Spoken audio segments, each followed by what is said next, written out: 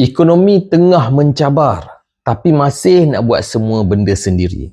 Lepaskan ego, ambil coach. Ramai usahawan lingkup bukan sebab tak rajin, tapi sebab ego. Dia rasa dia tahu semua benda.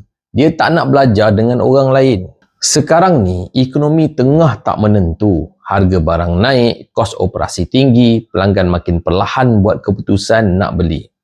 Ramai usahawan owner bisnes tengah stres. Tapi masalahnya, ramai juga yang tak nak minta bantuan. Dia rasa, aku dah lama berbisnes. Aku tahu apa yang aku buat. Tapi hakikatnya, dia ulang silap yang sama tahun lepas. Tahun ni dan tahun depan pun dia buat benda yang sama dan silap yang sama. Bos, dalam ekonomi sekarang, anda tak boleh jadi hero seorang diri. Anda perlukan pandangan luar. Anda perlukan orang yang nampak apa yang anda tak nampak.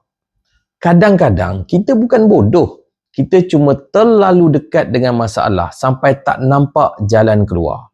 Sebab tu, orang kaya ni, bila ekonomi jatuh, dia tak panik. Dia terus cari coach, dia cari mentor atau konsultan. Sebab dia tahu, nak bangkit cepat, kena belajar dari orang yang dah lalu jalan itu dahulu.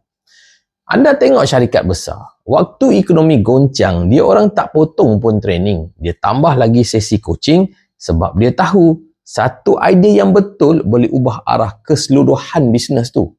Satu je, kita nak satu je.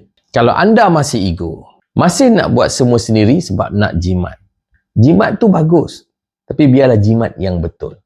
Percayalah, penjimatan bodoh inilah yang akan paling mahal harganya nanti. Kalau anda betul-betul nak bertahan dalam ekonomi sekarang, lepaskan ego, cari coach, belajar dan biar orang bantu betulkan arah.